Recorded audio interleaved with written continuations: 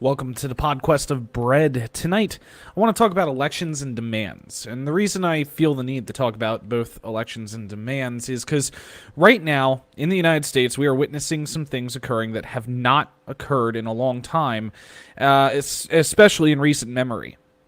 And I guess the best way to start with this is to first analyze the election that's coming up, and what I foresee happening with this. Now, Donald Trump has clearly hinted at what he thinks of this election. He's clearly hinted at what he is going to do in reaction to the results of the election. He's going to contest them. He's going to claim that they're fraudulent. He's going to claim that they're fake. He won't accept them. More than likely, he'll try to litigate them in courts. He'll try to present a case for why the election was fraudulent and therefore needs to be redone, rehad, and why he's not leaving office. Of course, that being said, we also need to recognize that if the results of the election are not cleared up on January 20th, 2021, that the Speaker of the House becomes President of the United States until they are cleared up. But we are about to see something that's never occurred in United States history. We are mere months away from something that will be historical. And it's not a positive historic moment. It is a negative historic moment. But that negative historic moment is going to have a positive historical moment behind it that I'll talk about in a moment. Donald Trump refusing to accept the results of an election, whether they're for him or against him, and I'm going to change what I said as I thought about it more. I don't see Biden pulling a victory here. He's just such a lackluster candidate, and we will touch on that a little bit more in a moment here. But if the results do not go in his favor, we will see the first president of the United States ever refuse the results of an election and refuse to step down from the office upon which he held.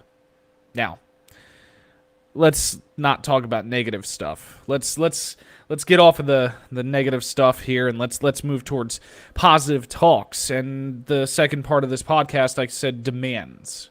And the reason I say demands, and the reason I call it elections and demands, is because at this point, the people who want change, progressives, true leftists, we are tired of asking. We are tired of begging. We're tired of asking those in charge, the political parties that we exist within, to listen to us and to effect change for us. We're now demanding it. I was just watching a live stream from outside the DNC convention where literally hundreds of Bernie supporters are lined up in the streets, taking streets left and right and demanding change. They're demanding the things that they've asked the DNC to give them for years. They are demanding it now. There is no more asking. It is solid. You will comply. You will give us what we want.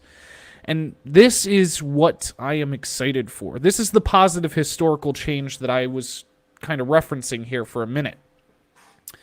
See, what we're going to see, starting essentially tonight, leading to Election Day, and then guaranteed from Election Day on, we are going to see people in the streets nationwide, all over this country, demanding change. People tired of the system, people who have now really truly seen the horrific nature of the system we live under, thank you to COVID. We are going to see them in the streets demanding change and saying, we want our lives.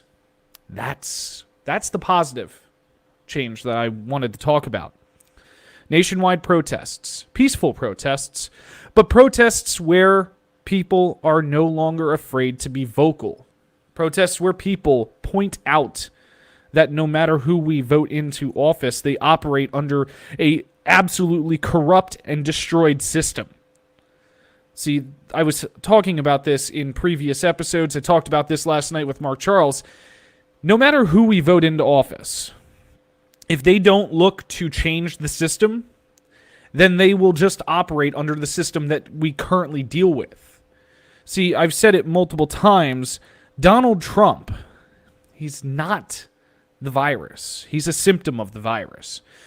The virus is our system. The virus is the system that has been set up through the Constitution, the system which has been followed for hundreds of years, and the system which has completely ignored the existence of anyone that is not a white landowning male. Until we put someone in office, or until we take action and start demanding change, until we stand up and make sure that those that we elect to office understand that we do not want that system anymore, we are going to deal with it. See, right now, Democrats and, well, corporate Democrats and liberals, they're extremely excited. Joe Biden is a perfect pick for them. Kamala Harris is an excellent pick for them. They're going to continue to stand up and scream out loud that they stand for Black Lives Matter and they stand for justice and they stand for radical change, but they don't. They don't. They are merely hiding behind a facade. They support everything that is going on as long as it is done by Joe Biden. See, we saw this. We see this continually through history.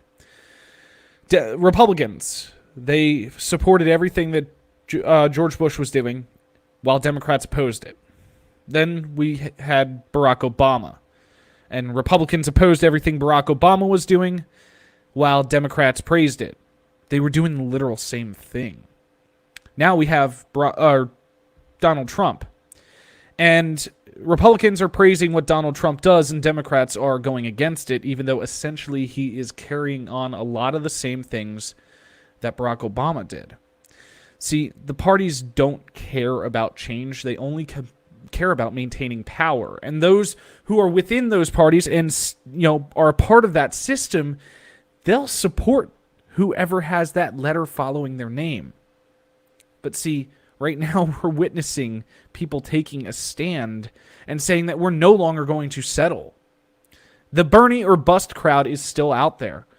The crowd that wants Medicare for all, or a Green New Deal, or wants guaranteed housing, or better income, getting rid of the income disparity between men and women, between minorities and whites, they are now becoming more vocal. They're going to lead the charge. And they are now asking, is there a party out there for me, or is it time that we unite together and form our own? Do we affect change via electoral politics, or do we affect change by being in the streets and shutting down the system that we oppose? That's the question going on within the leftist circles right now. That's the question which leftists are trying to find the answers for. And right now, the answer is to shut down the whole damn system. The system, they have frequently said, burn it down. Why? Because the system doesn't work for us. We recognize it. Anybody who's smart recognizes that the system does not fucking work for us. The system's broken. The system needs a complete and total overhaul. And any politician that's in office who supports the system and stands by the system and doesn't try to change the system is doing nothing more than continuing the system on. They don't care. They can make all the false promises they want. Yesterday, it came out that Biden's making more policy promises. But the problem is he's not a legislator if he becomes president. He is simply the president of the United States. Legislation passes through Congress. It's just another false promise sold to the people that he has gotten to stand behind him. Why? Because he has the D behind his name and he's the one that can take out Trump? I say bullshit. I say bullshit to this. This system is fucked. And the only way that we fix it is we stand up and we be loud. We unite and we stand against fascism in any fashion. We stand against authoritarianism in any fashion. We stand against extortion of our people in any fashion we need. That's how we affect change. So, the system, shut it down. Burn it down. Overthrow it. Demand change. We the people, within the Constitution, it was stated that if there is a time and place where the system no longer works for us and our government no longer works for us, we have the right to tear it down and to start anew with a new system or to decide the new course. We're witnessing that moment, that piece of the Constitution which was intelligently written into it, play out before our very eyes, and the question will be, which side of history will you be on? I know what side I'll be on. I damn right know what side I'll be on. I will be on the side that actually brings humanity-driven politics and politics that actually work for the people. Why? Because that's the only fucking side you can be on.